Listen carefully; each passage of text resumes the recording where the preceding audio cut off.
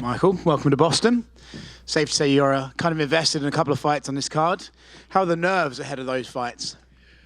Oh man, it's definitely interesting because I obviously I feel like one fight is there's the nerves associated with my guy fighting another guy from another team, even though Brad Katona and I obviously he switched teams, but obviously I'm rooting for Cody. Cody is Team Chandler through and through, and then obviously the other one is it's almost numbness, honestly, because I want to see Kurt win. I want to see Austin win. I don't want to see either of them lose.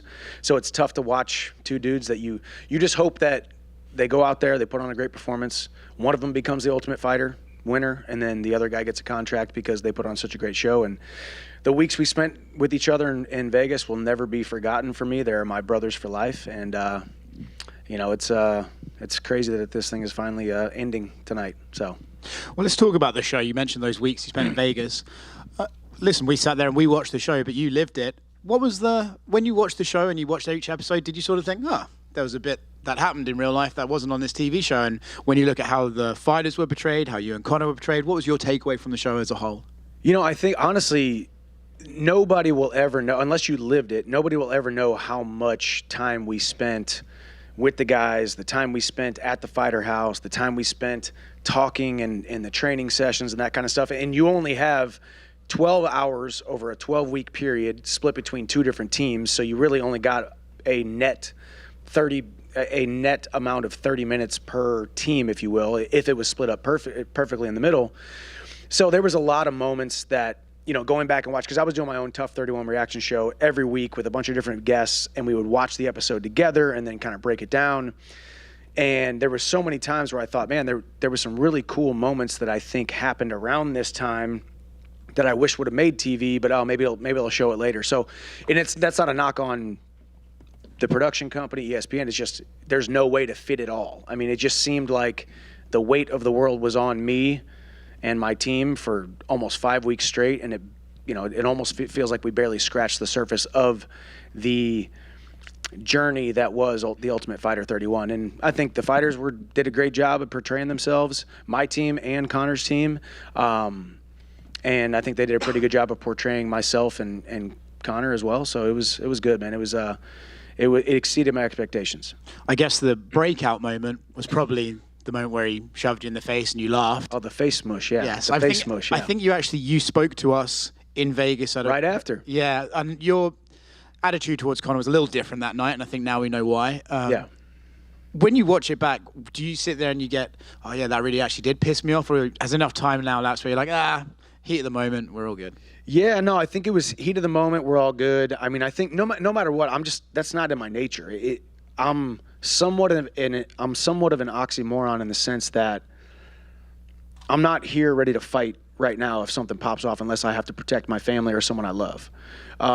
Ultimately, whatever, he touched me, he pushed me, he got in my face, whatever you want to call it. And ultimately, I know the score will be settled when we step inside the octagon and the cage door closes, and then it's like, okay, we get to do it. But, that was I remember specifically where we were standing, where we were at when we did that interview. And my interview was much different than a lot of people would have expected. And I also couldn't put out the information that we had just gotten into a scuffle. And then I actually saw Conor that night later on. And he's like, what are you talking about? We don't like each other as much as we thought. And I'm like, well, I don't actually make it a habit of pushing people that I actually kind of like. So, it's the heat of the moment. That was right after the Lee Hammond loss, which I still think Lee Hammond should be signed to this organization tomorrow. I think he's a phenomenal talent.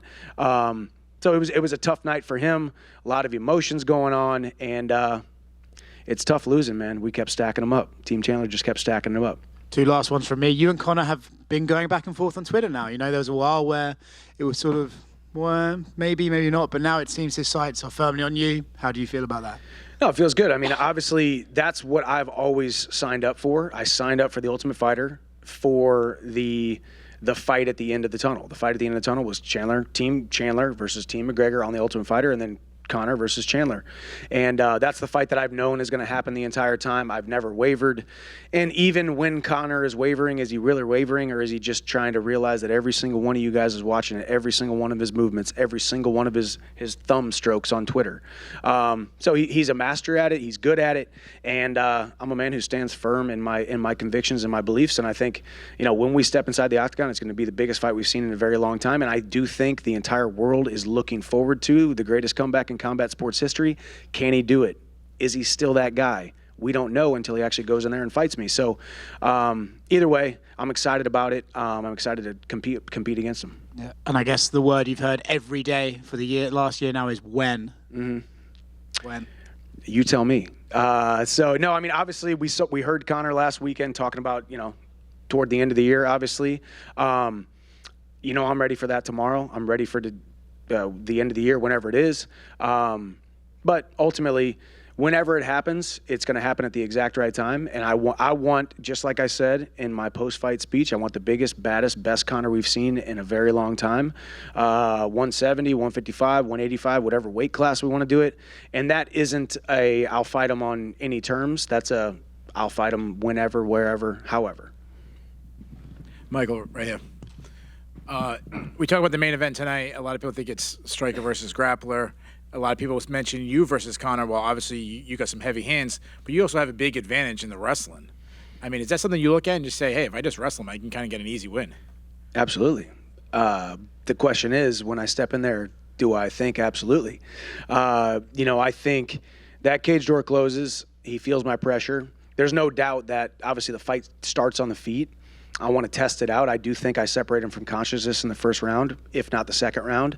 I'm not afraid to go play that game with him. And I also know if I pick him up, put him down, it's going to be a long night for him. So either way, I believe I have the skills to not just beat him, but beat him in a dominant fashion and continue to stake my claim as one of the best in the world at 155 and hopefully wearing that gold in the next year or so. So we'll see how the fight plays out. That's the beautiful thing. That's why we love mixed martial arts. Even a guy like me who I know I can go out there and wrestle him the entire 15 minutes, 25 minutes, do I decide to? We'll see. My last question. You just mentioned about gold. Obviously, Islam Makhachev is the champion of that division. Sounded like he was going to fight Charles Oliveira. It seems like that might not be happening now. Justin Gaethje just had a big win. Obviously, you're very familiar with him. How do you feel like he matches up?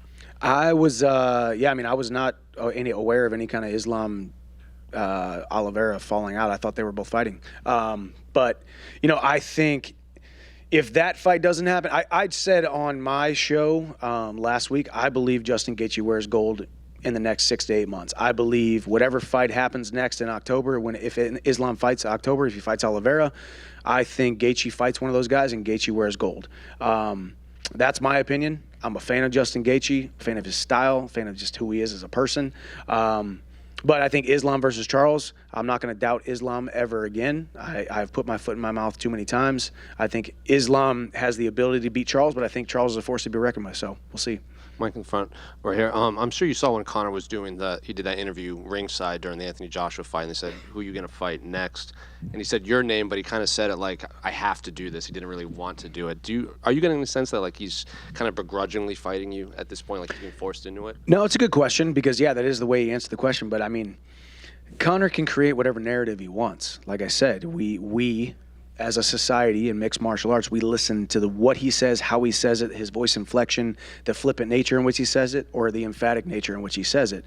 So we can read between the lines. But ultimately, yeah, I mean, maybe he realized, well, I decided to do this reality show against this guy that I hope I don't want to fight, or I hope I don't have to fight. And then it turns out, okay, well, now I kind of agreed that I was going to fight this guy, and now I kind of look like a sissy if I back out from fighting said guy. And I said it from the very beginning. I gave Conor kudos at the very beginning of the show. You saw when he walked in the UFC Apex, and they made us stand there for 25 minutes, awkwardly walking around each other and circling each other, like trying to get some audio clips. I said, I respect you for coming back and agreeing to fight me because I'm not an easy fight. You know I'm not an easy fight. The entire world knows I'm not an easy fight for anybody, let alone you. So I respect him for coming back and fighting me. And, yeah, I mean, I think he might have a little bit of second thoughts here and there. There's some easier fights for him to take, but we'll see what happens. Are you checking the USADA pool at all? I don't know how to check the USADA pool, but I know There are people who check the USADA pool, and it's daily. That whole situation is very interesting to me. I got a lot of different thoughts on it. Ultimately, like I said, I signed with the organization in September of 2020, and I could have fought October of 2020. So, this whole he retired, so it's got to take 6 months to come back. I mean, are we splitting hairs here? What are we talking about? What's to me? As long as a man is in the USADA testing pool for months on end, and he has the ability to be tested every single day or multiple times a day for a certain period of time, it's a sport. That to me is a very interesting gray area. And ultimately, I'm out here and I can fight Conor with 1 day on the USADA testing pool or a year in the USADA testing pool. It's not going to make a difference. And last one for me: have you given the UFC an 8 all like let's get this moving at some point? Like, I have to move on, because you're a prize fighter and I'm sure you want to compete. If Conor takes say another 8 months, are you just let's move on, let me fight someone else? No, luckily for me, I've made a habit out of getting prizes every single day. I've done a very good job of setting myself up with a very large amount of financial literacy, some great investments, and a lot of relationship capital. I'm not a guy who needs to fight tomorrow because I need to go pay my bills or buy a Maserati to flex. I'm a guy who has built wealth over the last decade and a half through smart financial decisions and having great people around me. So I'm in a good position.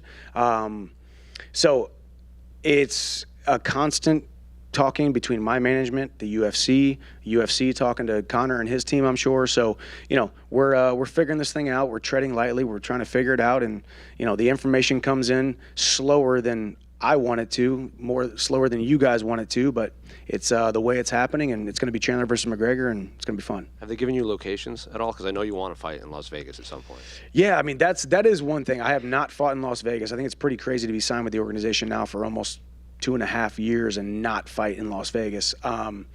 Historically, Conor fights in Las Vegas, obviously, most of the time. So I'm looking forward to that. And I do want to feel a Las Vegas fight week. I do want to feel a Las Vegas Conor McGregor opposite me fight week. It's not a deal breaker for me. I'll fight him in a shoebox in Alaska. I don't care. But ultimately, Las Vegas would be number one on my list. And maybe not T-Mobile, maybe Allegiant Stadium. We'll see. Michael, back here. Follow up. So just to follow up on your comments, you don't care whether he's in the USADA pool or not, like Conor? Well, I mean, obviously, being in the USADA testing pool is a prerequisite to competing in the UFC.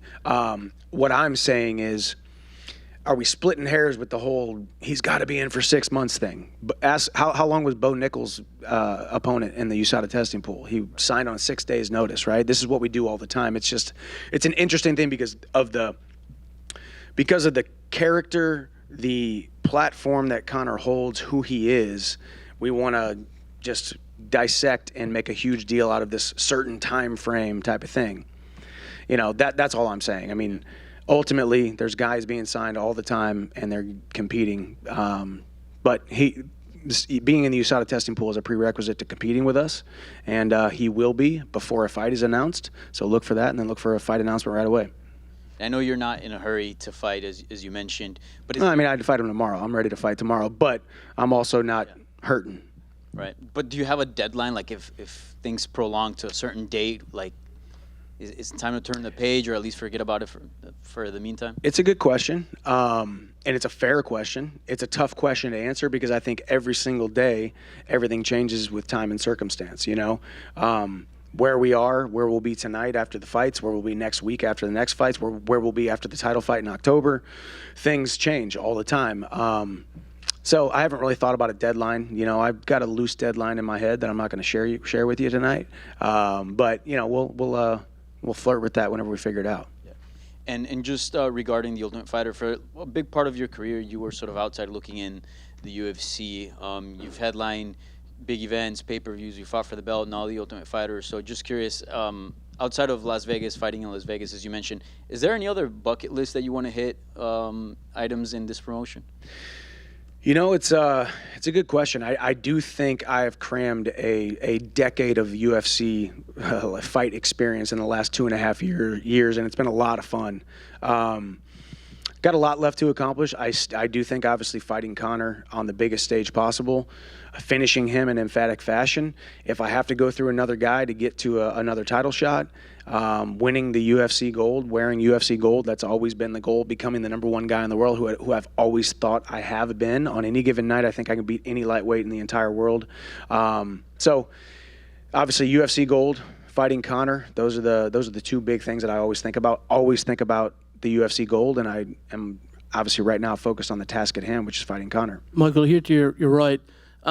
Would you have liked for Conor to show up tonight? Like it looks like he's probably not going to be here, and even if Brad hadn't switched teams, he should probably finish out the season, right?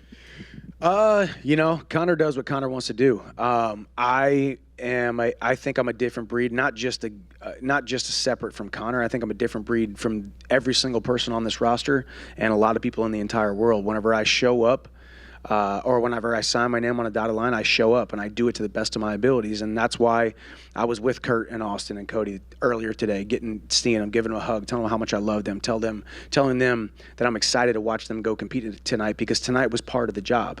That doesn't mean that he's doing anything wrong by not showing up. Obviously, I would love for him to be here for numerous reasons, not the least of which would be to go say hi to him, see what's up, see how life is, see how training's going. But ultimately, Conor does what Conor wants to do, and, I'm here, and if he shows up, he does. Hey, Mike, down to your right. I don't even know if this is on. I don't know either.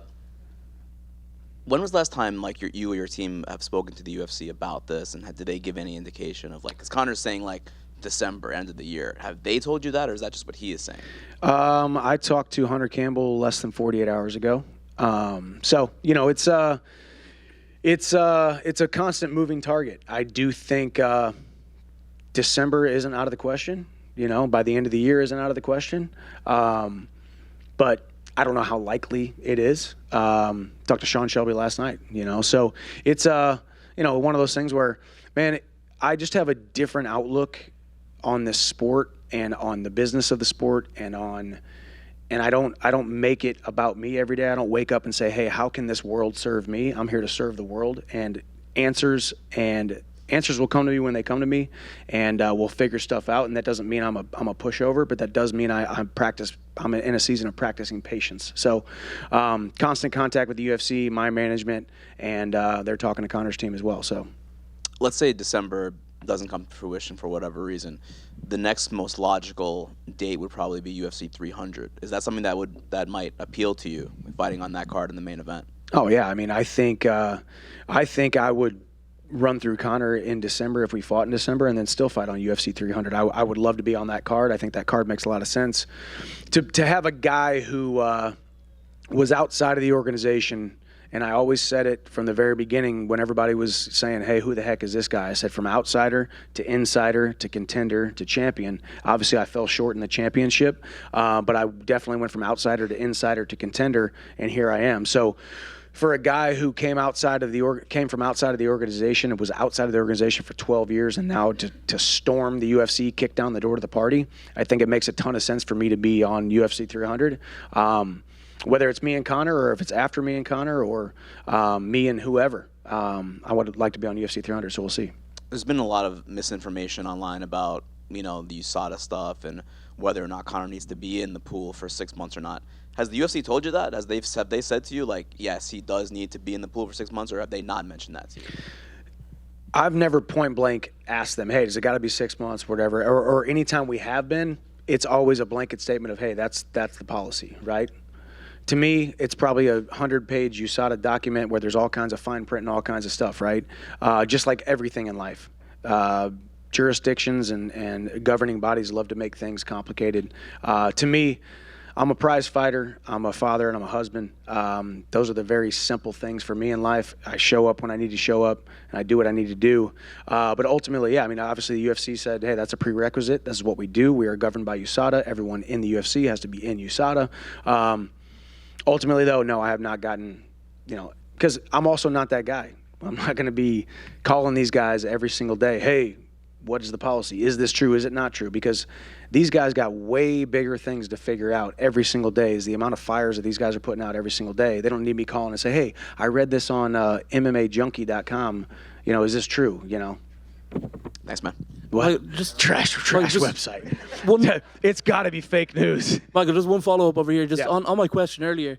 When you got the dates, let's say Conor's guys had opened in the final. The results had gone the opposite way. Would you have ever even considered not showing up tonight? You're saying if What I'm saying is he's not here. Would you was that even a possibility for you that let's say all your guys lost, you would have not shown up, or would you have always been at the final of this show to finish it out? Well, so I got to clarify. I don't think me showing up at the end of this and I had no guys fighting here, I probably wouldn't have shown up either. I probably would have tucked my tail between my legs and not come, because then once again, this is why it was never about me. It was Team Chandler versus Team McGregor, but it was never about Michael Chandler. My name was on the jersey, but it was never about me. It was always about these guys. So because I have guys here, I'm here. If I didn't have guys here, that would have been me showing up, telling the whole world, asking for attention and saying, hey, remember that reality show I did on ESPN for 12 weeks? Right? So that's why I'm here. I'm here because I have 3 guys here. I do think Cody Gibson beats Brad Katona. I do think both of my guys in the finals at 155 get a contract. One of them will get a guaranteed contract, and the other will get a contract because of a great showing tonight and because of, hopefully, what I instilled in them over the 5 weeks that we spent in Vegas. MVP is a free agent at the moment. Can you see him signing with the UFC? I think it's a great idea for any free agent to at least look at the UFC. Obviously, I couldn't tell you where I would be right now had I not tested free agency, had I not sat in Hunter Campbell's office and taken that phone call from Dana White. It has changed my life in insurmountable ways. So for a guy like MVP, it's tough. It depends on what his goals are. It depends on where he's at. It depends on how his relationship is with Bellator. But you're a fool if you don't at least test the market these days, because there's a lot of options outside of where he's at right now. So it worked out for me, and I can't imagine my life different. And just last one, just want your thoughts on Israel Adesanya taking on Sean Strickland. Man, I love Izzy. Izzy is, in my opinion, one of the greatest mixed martial artists on the planet. His skill, his ability to put together a fight, put together a game plan, beat people. But then on the other side of it, I actually got asked, I did the DC RC show the other day, and I was with DC, and it was kind of tap in. Do you agree with or disagree with, does DDP, Duplessis, does he have a better chance of beating Izzy than Strickland does? And I do think DDP is a better fighter stylistically or technique-wise, but I think Sean Strickland has that X factor.